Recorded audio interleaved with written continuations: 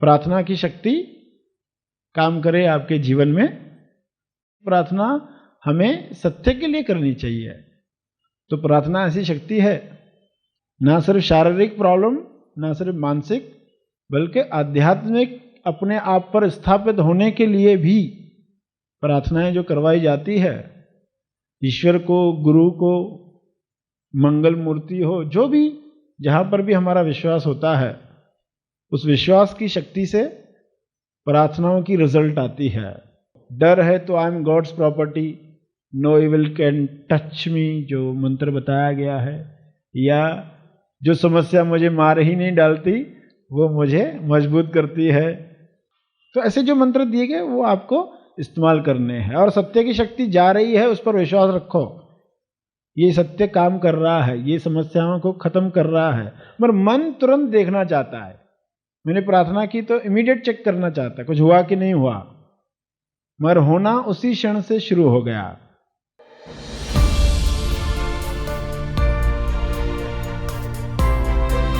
Sir Shri द्वारा Muktipath Sandesh, freedom unveiled, the path of liberation by sir Shri. प्यारे तेजस्थानियों, तेजस्थानी क्या है? तेज संसारी है, यानी संसार के लिए उपयुक्त है। ऐसा नहीं है कि पहाड़ों पर जाकर बैठ गया है।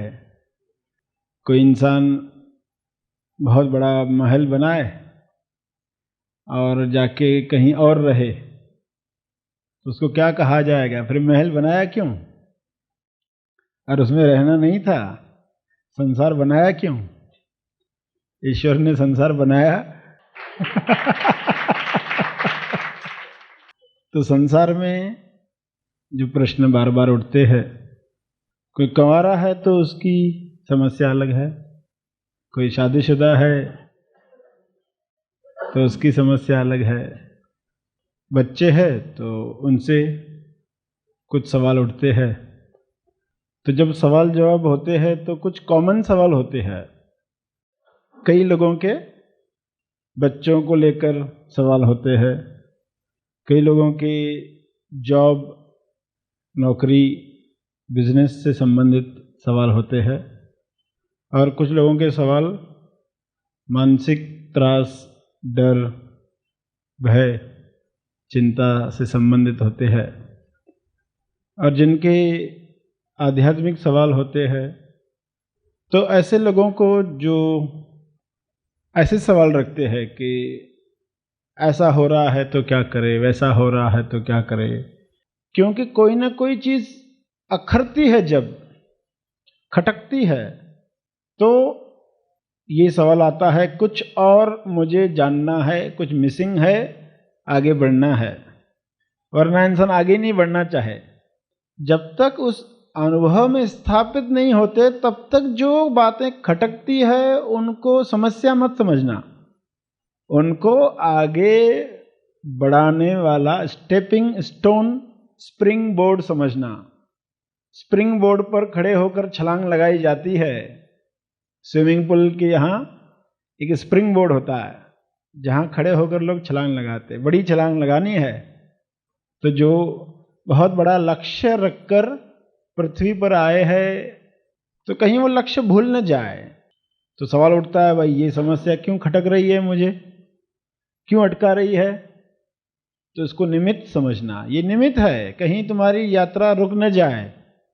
इतना बड़ा मौका मिलने के बाद भी उसका बिना पूरा फायदा उठाए तुम रुक जाओ यात्रा में, तो कोई चीज आपके जीवन में आई, आगे तो उसको धन्यवाद दोगे, और अच्छा हुआ, ऐसा हुआ।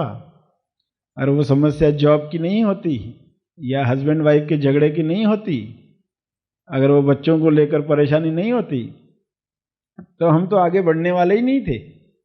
तो कोई बात खटकती है तो उससे परेशान मत हो जाना, समझना कि ये आवश्यक है, ये जगाए रखने के लिए अति आवश्यक है।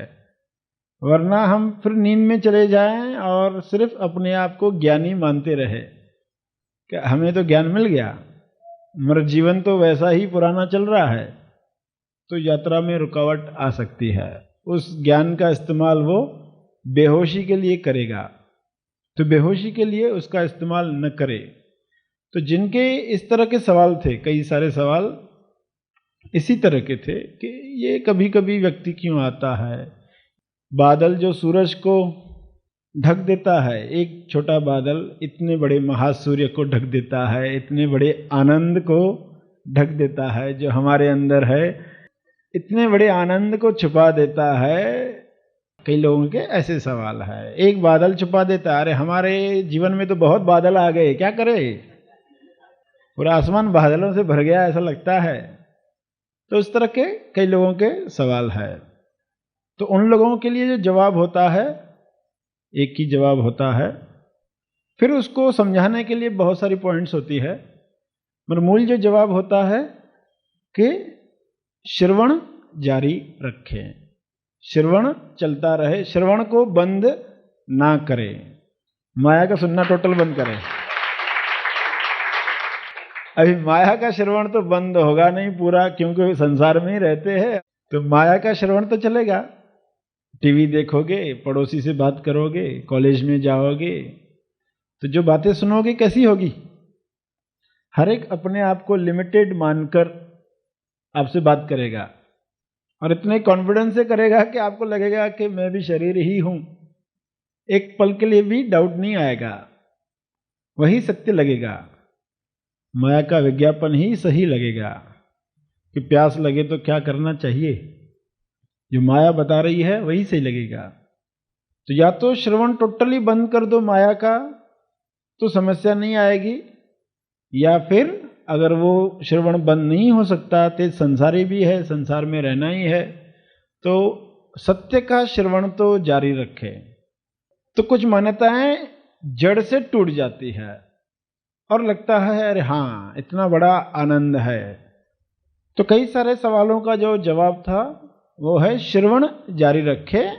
और ये आपने देखा भी है कि बहुत सारे सवालों के जवाब अब अगले प्रवचन में आते हैं तो जवाब मिल जाता है, वो समस्या सुलझ जाती है, फिर कुछ और सवाल उठते हैं, ऐसा धीरे कर करके आप देखते हो फिर सवाल उठना बंद हो जाते हैं, क्योंकि फिर अनुभव से जानने लग जाते हो।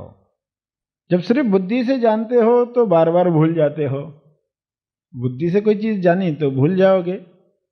बर्फी कैसी होती है, कैसा स्वाद होता है, बुद्धि से जाना, पूरा रट लिया, एक महीने के बाद कोई पूछे बर्फी का स्वाद कैसा होता तो याद ही नहीं आएगा। क्या क्या पढ़ा था, कुछ तो पढ़ा था, अच्छा सा पढ़ा था, पर बर्फी खाई हो तो एक महीने क्या, एक साल के बाद भी पूछो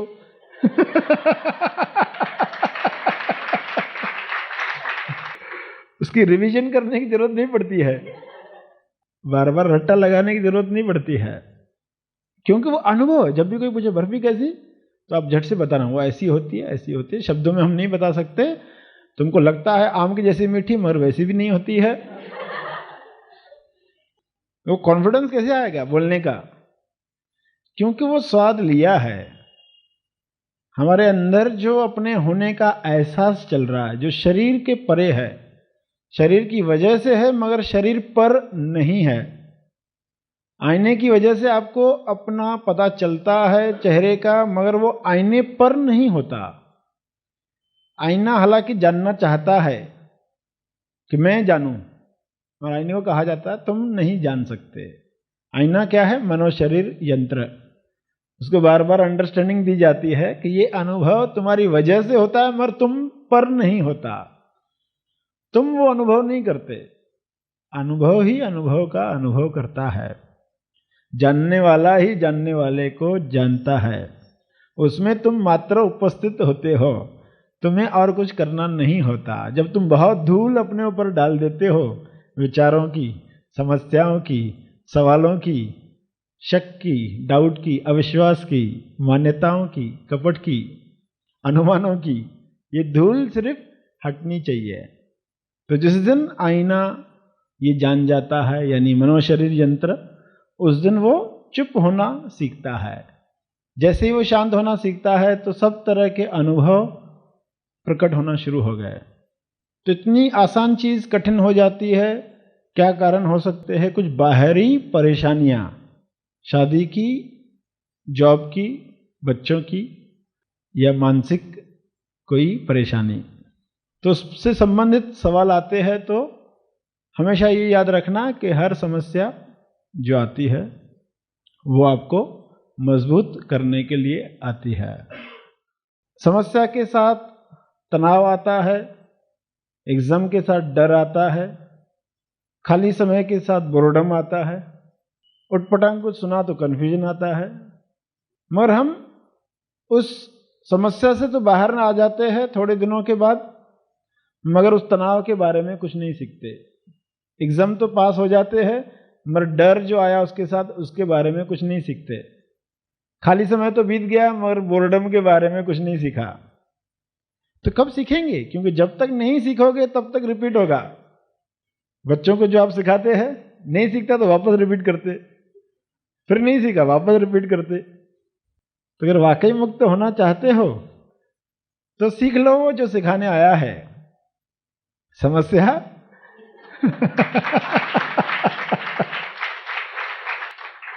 कुछ चीजें जो रिपीट हो रही बार बार तनाव आ रहा, बार बार डर आ रहा, यानी कुछ सिखा रहा है। ऐसा कुछ सीख जाओ कि हमेशा के लिए मुक्त हो जाओ। जीवन जो पाठशाला है, हर एक अपने लेवल के आगे सीख रहा है, हर एक के अपने लेसन्स है, वो सीखे। तो कब सीखेगा? जब समस्या को देखने का दृष्टिकोण बदल जाएगा।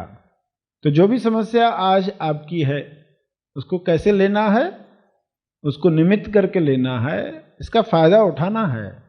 जॉब नहीं मिला है तो जो समय है उसका कैसे उपयोग कर रहे हो, क्योंकि जॉब मिल जाने के बाद फिर समय नहीं होगा, फिर आप उसमें लगे रहोगे। तो जो भी समय है, क्योंकि कई लोगों के ऐसे उदाहरण है जिनको जॉब नहीं था तो हमेशा आके पूछते जॉब नहीं मिल रहा है, तो अरे अभी जो समय है उसके में क्या कर रहे हो, इस समय का फायदा ले लो। और फिर आज उनमें से कोई फॉरेन में है, कोई यहाँ पर बड़े बिजनेस में है, आज वो कहते अच्छा था वो जॉब हमें कुछ लेट मिला।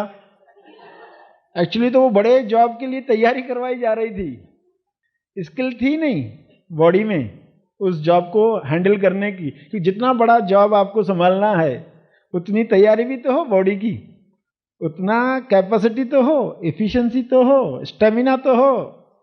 शरीर में वो गुण नहीं है, कला नहीं है, वो धीरज नहीं है, वो पेशेंस नहीं है, जुबान को वो ट्रेनिंग नहीं है, आंख को ट्रेनिंग नहीं है, हाथ को ट्रेनिंग नहीं है। कैसे तुम उस जॉब को कर पाओगे जिसके लिए तुमने ऑर्डर दिया है, जिसके लिए प्रार्थनाएं की है? वो तो तुम्हारी तरफ आ रहा है, जो भी तुम चाहते हो वो तुम्हारी तरफ आ रहा है। जो भी प्रार्थनाएं अनकॉन्शियसली बेहोशी में की है या होश में की है, जैसे ही आप प्रार्थना करते हो आपकी तरफ वो चीज आने शुरू हो जाती है, और उसके लिए आपको तैयार करना भी शुरू कर दिया जाता है। मगर ये पूरा खेल मालूम न होने की वजह से फिर हम उल्टी प्रार्थना शुरू कर देते, फिर वो चीज रुक जाती है, फिर परेशान होकर फिर एक दिन सही प्रार्थना शुरू करते, फिर वो चीज आपकी तरफ चलने लगती है, फिर बेहोशी में कुछ उल्टी प्रार्थना शुरू करते, फिर वो रुक जाती है।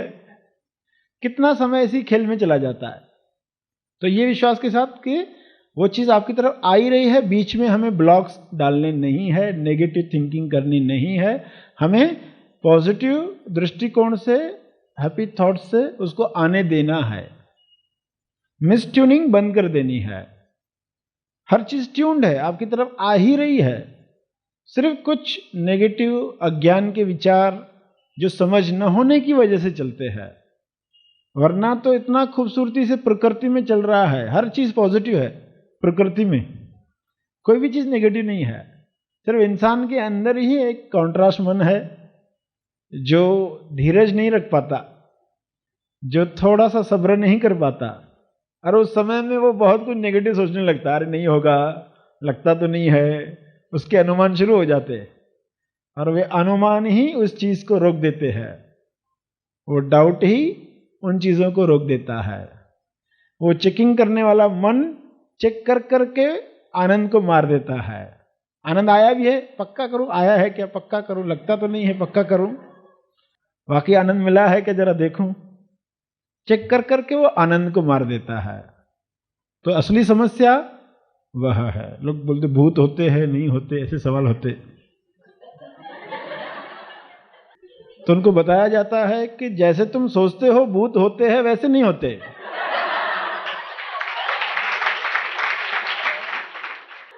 फिल्मों की वजह से, कहानियों की वजह से, किस्सों की वजह से जो कल्पनाएं दे दी गई है वैसे भूत नहीं होते। और सबसे बड़ा भूत अंदर बैठा है। ट्रेनिंग दी जा रही है कि वो भूत शांत हो जाए,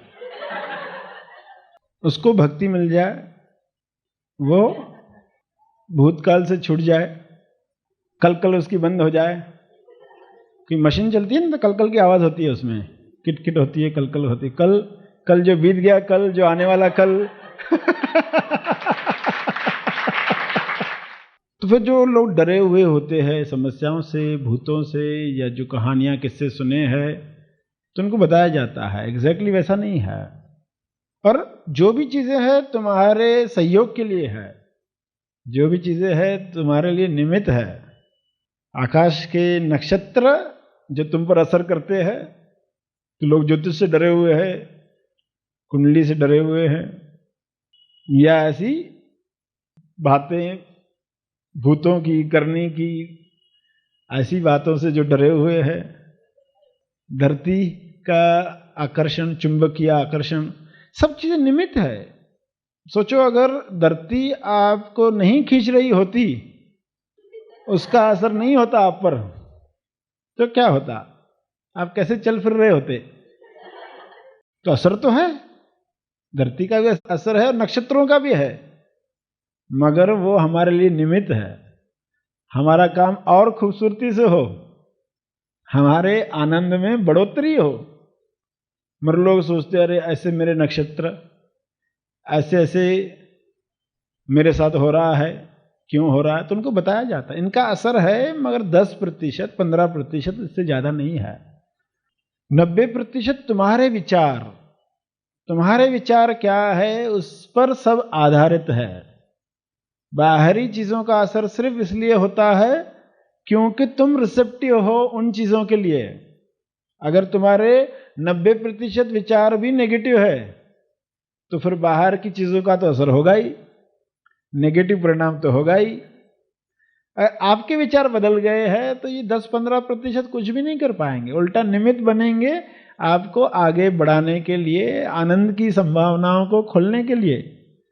तो इसलिए कभी डरना नहीं है, कोई मेरे ऊपर कर रहा है क्या, कोई ऐसा कुछ चल रहा है क्या, ऐसे मेरे नक्षत्र, ऐसा मेरा भविष्य है, ऐसा किसी ज्योतिषी ने बताया है, ऐसी अभी मेरी 10 साल और समस्याएं बताई है, ऐसा और 10 साल चलने वाला है मेरे साथ, ऐसा बताया है, तो ये सब निकाल दो।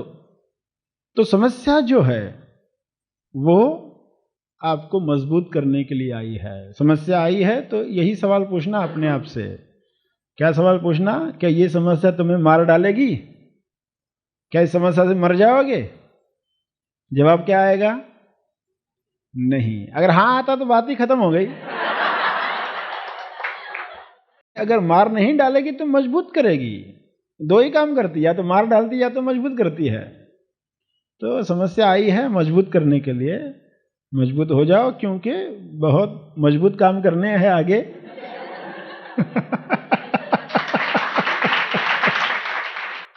और जो सत्य की शक्ति जमा हो रही है उस पर भी भरोसा रखो। अच्छा है असत्य में शक्ति नहीं है। कितनी शक्ति है? एक इल्यूजन तैयार करने की तो शक्ति है, एक धोखा तैयार करने की तो शक्ति है कि कोई चीज न हो और दिखे, ये तो असत्य में शक्ति है। यानी जो मैं तैयार हो गया है अंदर, जो है नहीं मगर लगता है कि है, इतना ही असत्य कर सकता है, और असत्य ने वो किया है। तो असत्य में शक्ति नहीं है, मगर सत्य में जो शक्ति है बहुत बड़ी शक्ति है। ये जानते हुए कि सत्य ही ईश्वर है, ईश्वरीय शक्ति ही आपके अंदर जागृत हो गई, तो फिर कौन सी समस्या आपको परेशान करने वाली है?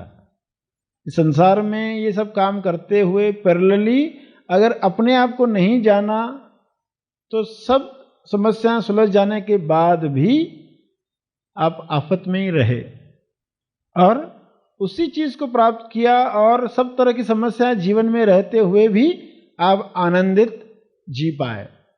इसलिए वो फैसला कर लेना कि हमें इन सब समस्याओं के साथ साथ असली चीज पर ध्यान हमेशा रखे हुए रहना है।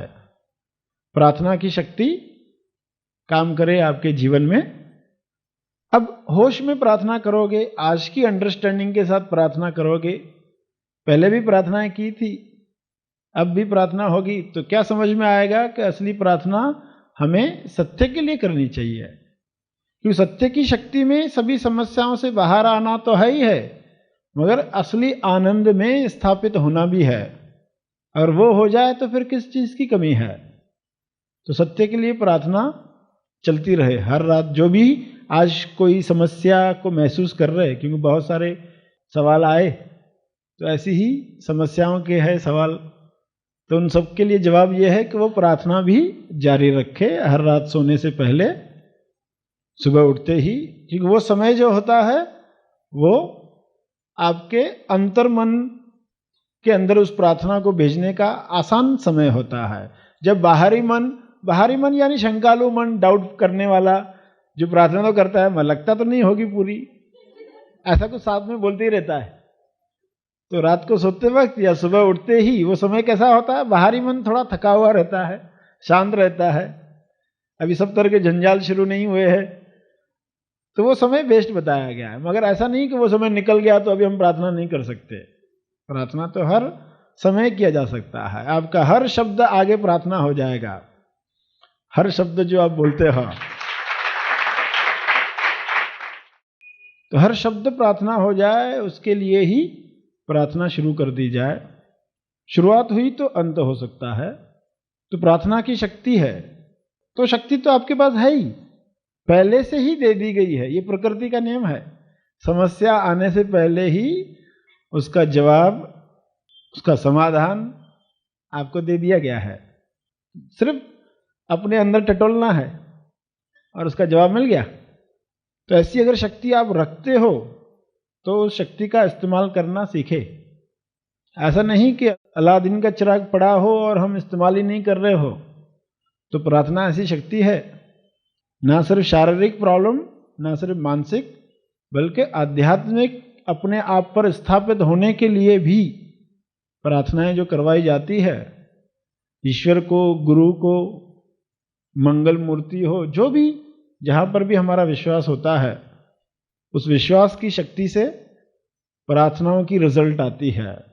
वो किसी भी पहाड़ पर जाकर की जाए, किसी भी झरने के यहाँ जाकर की जाए, किसी भी मंदिर या मस्जिद में की जाए, जहां पर भी जहां वो विश्वास प्रकट होने लगता है, जब वो विश्वास बाहर आ जाता है, रिलीज होता है, डब्बे में बंद नहीं रहता है, रिलीज होता है, तो उसकी शक्ति काम करती है। तो प्रार्थना का भी इस्तेमाल किया जाए। डर है तो I am God's property, no evil can touch me, जो मंत्र बताया गया है, या जो समस्या मुझे मार ही नहीं डालती वो मुझे मजबूत करती है। तो ऐसे जो मंत्र दिए गए वो आपको इस्तेमाल करने हैं। और सत्य की शक्ति जा रही है, उस पर विश्वास रखो। ये सत्य काम कर रहा है, ये समस्याओं को खत्म कर रहा है। मगर मन तुरंत देखना चाहता है। मैंने प्रार्थना की तो इमीडिएट चेक करना चाहता है कुछ हुआ कि नहीं हुआ, मगर होना उसी क्षण से शुरू हो गया। कुछ जनरल सवालों के जवाब आपको अभी दे दिए गए। इसमें कई सारे सवालों के जवाब एक साथ आ गए।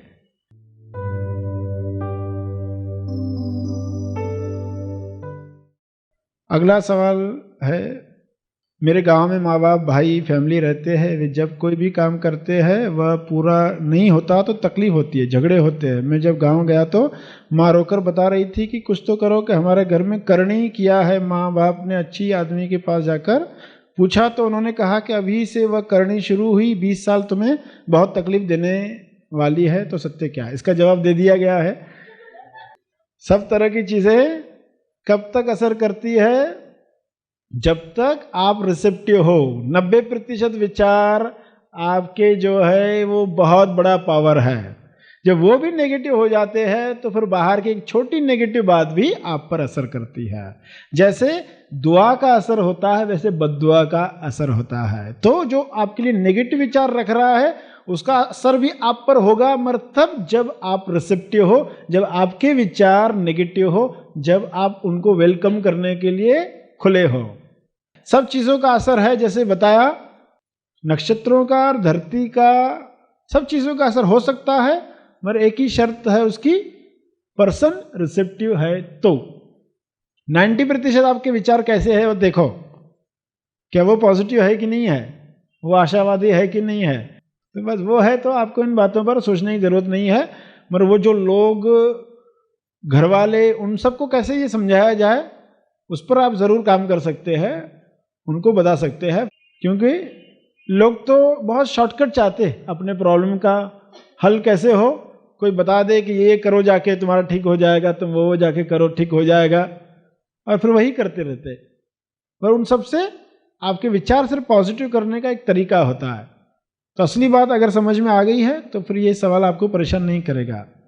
गर्मियों की छुट्टियां, जहां अधिकतर लोग भीड़ भाड़ वाले हिल स्टेशंस की ओर भागते हैं, वहीं इस बार आप एक अनोखी राह चुन सकते हैं। भाग दौड़ से दूर, मोबाइल और शोर से हटकर चलिए प्रकृति की गोद में सच्चा विश्राम और आंतरिक शांति पाने का सुनहरा अवसर आपका इंतजार कर रहा है। सर श्री निर्मित the mountain meditation retreat, Nisarga ध्यान शिखर शिविर। इस 5 दिवसीय निवासी ध्यान शिविर में रजिस्टर करें और सत्य की पुकार को प्रतिसाद दें। अगर आप तनाव और अशांति से मुक्ति पाकर स्वयं के असली स्वरूप को जानने के लिए उत्सुक हैं, अपने भीतर के मौन के कुएं में उतरने के लिए तैयार हैं, प्रकृति की गोद में शांति पाने का सुनहरा अवसर लेना चाहते हैं, तो the mountain meditation retreat, Nisarga ध्यान शिखर शिविर में आपका स्वागत है। यह शिविर होने जा रहा है 7 से 11 मई 2025, मनन आश्रम, पुणे। यह सिर्फ एक शिविर नहीं, ये आपकी नई शुरुआत हो सकती है। रजिस्ट्रेशन और अधिक जानकारी के लिए संपर्क करें। धन्यवाद। Happy thoughts. क्या आप तैयार हैं अपनी असली आध्यात्मिक यात्रा की ओर पहला कदम बढ़ाने के लिए? क्या आप तैयार हैं अपने मैं को समर्पित कर समर्पण की शक्ति से मोक्ष का द्वार खोलने के लिए? तो आपके लिए प्रस्तुत है संपूर्ण समर्पण शिविर, समर्पण से मोक्ष की ओर, the path to ultimate freedom. यह शिविर केवल हैप्पी थॉट्स तेज ज्ञान चैनल के मेंबर्स के लिए उपलब्ध है। तो इस शिविर का लाभ लेने के लिए आज ही चैनल के होम पेज पर दिए गए ज्वाइन बटन को दबाकर हैप्पी थॉट्स तेज ज्ञान चैनल की मेंबरशिप लें। धन्यवाद।